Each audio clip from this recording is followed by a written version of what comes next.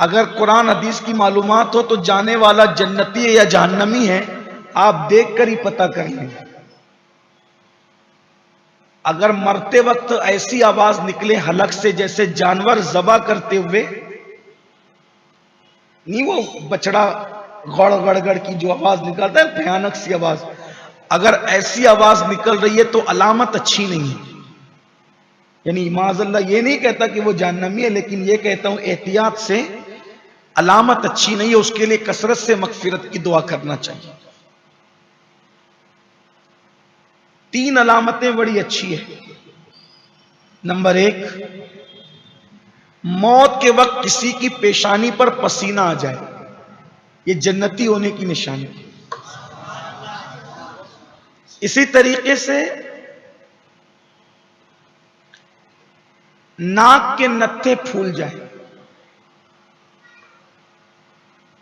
یہ بھی جنتی ہونے کی نشانی. اور آنکھ میں آنسو آ جائے، مرتے وقت آنکھ میں آنسو آ جائے، یہ بھی جنتی ہونے کی نشانی.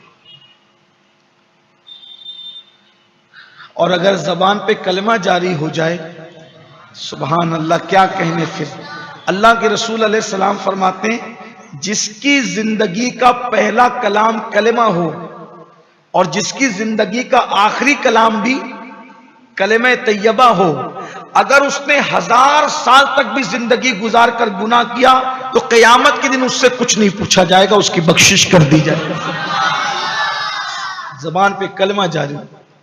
اب یہاں پر تھوڑی سی گفتگو زبان پہ کلمہ جاری ہو اس پر، اور جن کی زبان پہ نہیں جاری ہوتا اس پر کچھ باتیں سماعت کر لیں. نمبر 1، حدیث پاک میں آتا ہے کہ جو لوگ دنیا کے اندر مسواک کثرت سے کرتے ہیں انشاءاللہ جب وہ مریں گے تو ان کی زبان پہ کلمہ جاری ہوگا. مسواک کر دیں. اسی طرح جو ہمیشہ باوضو رہتے ہیں ان کی زبان پہ کلمہ جاری ہوگا. ایک لڑکے کا انتقال ہو رہا تھا، نوجوان لڑکے کا انتقال ہو رہا تھا. اصحاب مصطفیٰ صلی اللہ علیہ وآلہ وسلم اس کے سرانے جلوگر تھے اور کلمے کی تلقین کر رہے تھے، لیکن اس کی زبان پہ کلمہ نہیں آ رہا تھا. تو صحابہ کرام نے ایک بندے کو اللہ کے رسول صلی اللہ علیہ وآلہ وسلم کی بارگاہ میں بھیجا اور کہا کہ حضور سے پوچھو کہ اس کی زبان پہ کلمہ کیوں نہیں آ رہا ہے. تو اللہ کے رسول تشریف لائے اور میرے آقا علیہ السلام نے کلمے کی تلقین کی. تو اس جوان نے کہا یا رسول اللہ میری زبان پہ کلمہ نہیں آ رہا، میری زبان پہ کلمہ، میں اس کی طاقت نہیں رکھتا کہ کلمہ پڑھوں. تو اللہ کے حبیب علیہ السلام نے پھر فرمایا کیا اس کی ماں حیات ہے؟ تو لوگوں نے کہا ہاں. تو کہا بلا اس کو. اس کی ماں کو بلایا تو پوچھا کہ تو اس سے راضی ہے کہ ناراض ہے؟ اس کی ماں نے کہا کہ میں اس سے ناراض ہوں. تو آقا کریم صلی اللہ علیہ وآلہ وسلم نے فرمایا اگر میں آگ جلاؤں اور تیرے بیٹے کو اس میں زندہ ڈالنے کی بات کروں تو بول کیا تو اس کو معاف نہیں کرے گی؟ اس کی یا رسول اللہ میں بالکل معاف کر دوں گی. تو فرمایا پھر معاف کر دے مجھے اور اللہ کو گواہ بنا کر. اس خاتون نے کہا کہ میں نے آپ کو اور اللہ کو گواہ بنا کر کے اپنے بیٹے کی غلطی کو معاف کر دیا. ادھر اس کی ماں نے اس کو معاف کیا. آقا نے فرمایا کلمہ پڑھ، تو اس نے کلمہ پڑھا لا الہ الا اللہ محمد الرسول اللہ، اور اس کی روح نکل گئی. اللہ کے حبیب علیہ السلام نے فرمایا اللہ نے میرے صدقے اس کو جنت عطا فرما دی. اس سے پتہ چلا کہ جو ماں باپ کا دل دکھاتے ہیں ان کی زبان پہ مرتے وقت کلمہ نہیں آئے گا.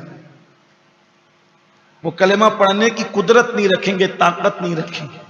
آج بہت سے لوگ جب گھر کے باہر نکلتے ہیں تو ان کی گفتگو اتنی میٹھی، اتنی خوبصورت، ایسے بنا بنا کے الفاظ بولیں گے، اور جب گھر میں جائیں گے تو ماں باپ کا دل چھلنی کرتے، ماں باپ کا دل دکھاتے ہیں.